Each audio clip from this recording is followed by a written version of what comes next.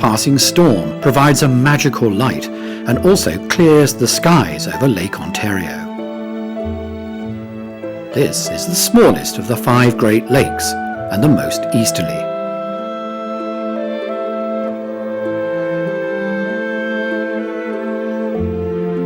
The lake is filled by the Niagara River and flows out down the St. Lawrence River.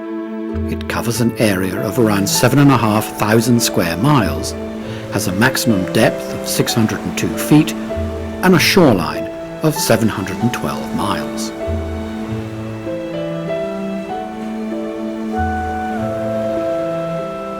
The cool wind that comes off the lake tends to slow down the fruit blossom until the spring frost dangers has passed.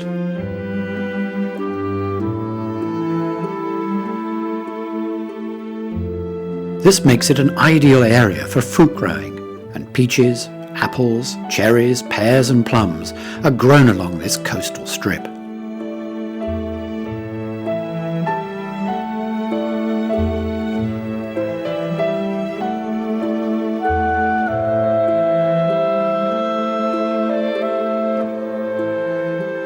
Just inland from the coast, a certain Colonel Nathaniel Rochester, along with 2 colleagues, bought a 100-acre site in 1803. Rochester was founded. Today the city has the 2nd largest regional economy in the state and has a population of just over 200,000 people, making it the 3rd largest city after New York and Buffalo.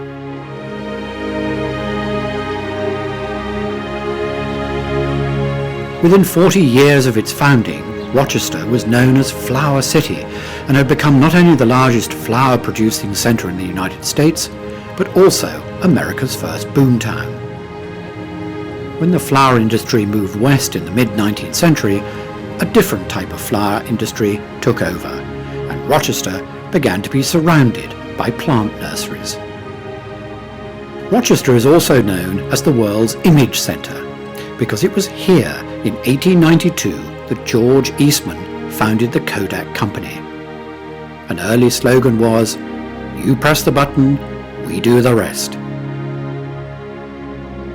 Kodak also pioneered film for the movie industry with 35mm and 16mm formats, which are still being used today.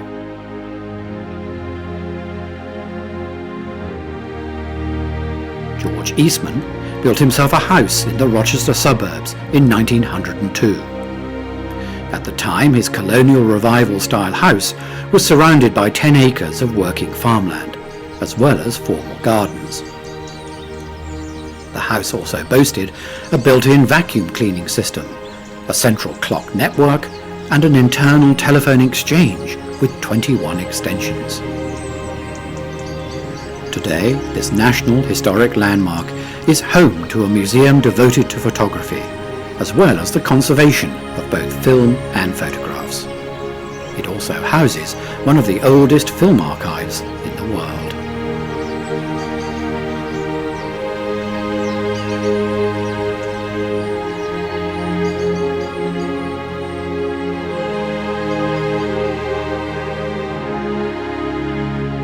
In the mid-19th century, Rochester was at the forefront of the abolitionist movement and even had its own newspaper devoted to the cause. And in this house, Susan B. Anthony, an early civil rights supporter, tirelessly campaigned for abolition as well as championing women's rights. She was to play a pivotal role during the 19th century to introduce women's suffrage into the country. She died in 1906, 14 years before the 19th Amendment was finally passed in 1920, giving women the right to vote. A few miles up the coast, at the entrance to the Niagara River, is a fort which has seen 3 nations both attack it as well as defend it. Fort Niagara. It was the French who first built a wooden stockade here in 1678 and then replaced it with a fort in 1726. 30 years later, it fell to the British after a 19-day siege called the Battle of Fort Niagara. During the War of Independence, the fort remained in the hands of the Loyalists, but was ceded to the new American nation after the war. However, in the subsequent War of 1812, the British captured the fort again, only to give it back again after the war ended. It has remained in US hands ever since. Much of what we see today was built in the post-Civil War era of the mid-19th century. The new earth ramparts withstood cannon fire better than masonry walls. It was only in 1963 that the US military finally deactivated the fort, though a military presence in the form of the US Coast Guard still uses part of the site, making Fort Niagara one of the longest continuously run military bases in the United States. After the British withdrew following their defeat in the War of Independence, they did not move very far, in fact, just over the river, where they built Fort George.